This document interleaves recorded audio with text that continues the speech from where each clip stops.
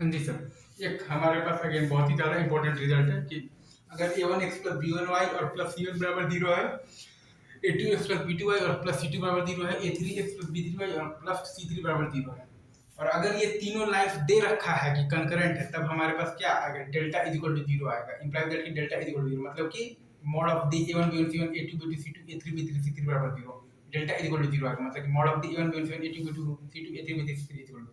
लेकिन अगर हमारे पास डेल्टा बराबर 0 है, मतलब कि mod of the a1 b1 c1 a2 b2 c2 a3 b3 c3 बराबर 0 है, तो either any two lines are parallel oblique, तो क्या होगा यहाँ, मतलब तो क्या हो गया, तो कोइंसिडेंट, और द थ्री लाइंस आर क्या है, तो कल और the three lines are concurrent.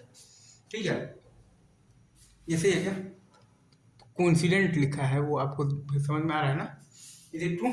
Coincident, right sir.